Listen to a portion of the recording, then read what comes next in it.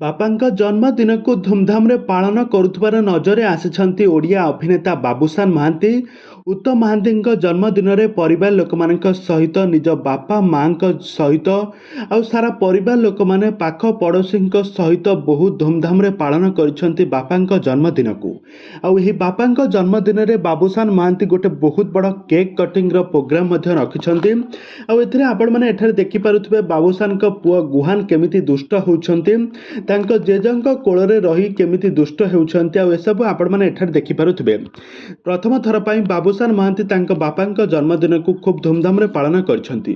ପ୍ରତ୍ୟେକ ବର୍ଷ ବାବୁସାନ ମହାନ୍ତି ସେ ରଜର ଓଡ଼ିଆ ସିନେମାର ସୁଟିଂ ସେଟ୍ରେ ବ୍ୟସ୍ତ ଥାନ୍ତି, କିନ୍ତୁ ଏବର୍ଷ ତାଙ୍କର ସୁଟିଂ କାର୍ଯ୍ୟକ୍ରମ ସରିଯାଇଛି।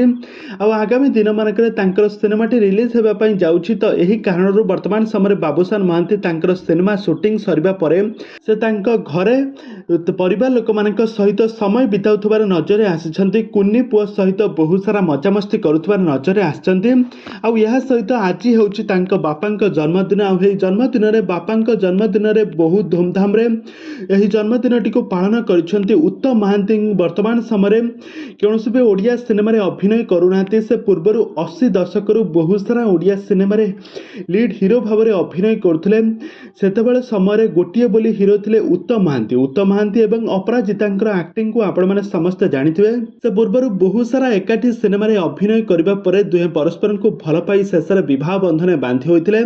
ଆଉ ଏହାପରେ ବାବୁସାନଙ୍କର ଜନ୍ମ ହୋଇଥିଲା। ବାବୁସାନ ମହାନ୍ତି ମଧ୍ୟ ବର୍ତ୍ତମାନ ସମୟରେ ଅଲିଉଡ଼ର ଜଣେ ଆଗ ଧାଡ଼ିର ଅଭିନେତା ହୋଇସାରିଛନ୍ତି। ତାଙ୍କର ଆକ୍ଟିଂକୁ ସାରା ଓଡ଼ିଶାର ଦର୍ଶକମାନେ ବେଶ ପସନ୍ଦ କରନ୍ତି। ତେବେ ଦର୍ଶକ ବନ୍ଧୁ, ଆପଣମାନଙ୍କୁ ବାବୁସାନ ମହାନ୍ତି କେମିତି ଲାଗନ୍ତି? ବାବୁସାନଙ୍କର ଆକ୍ଟିଂ ଆପଣମାନଙ୍କୁ କେମିତି ଲାଗେ? ଆମକୁ ନିହାତି ଭାବେ କମେଣ୍ଟ ବକ୍ସରେ କମେଣ୍ଟ କରନ୍ତୁ। ଆଉ ବାବୁସାନଙ୍କ ଆଜି ହେଉଛି ତାଙ୍କ ବାପାଙ୍କ ଜନ୍ମଦିନ। ଆଉ ଏହି ଜନ୍ମଦିନରେ ବାବୁସାନ ମହାନ୍ତି ତାଙ୍କ ବାପାଙ୍କ ଜନ୍ମଦିନରେ ବହୁତ ଧୁମଧାମରେ ଏହି ଜନ୍ମଦିନଟିକୁ ପାଳନ କରିଛନ୍ତି, ଆପଣମାନେ ଏଠାରେ ଦେଖିପାରୁଥିବେ। ତେବେ ଦର୍ଶକ ବନ୍ଧୁ, ଆପଣମାନଙ୍କୁ ବାବୁସାନ ମହାନ୍ତି କେମିତି ଲାଗନ୍ତି ଆଉ ତାଙ୍କର ଆକ୍ଟିଂ ଆପଣମାନଙ୍କୁ କେମିତି ଲାଗେ? ଆମକୁ ନିହାତି ଭାବେ କମେଣ୍ଟ ବକ୍ସରେ କମେଣ୍ଟ କରନ୍ତୁ।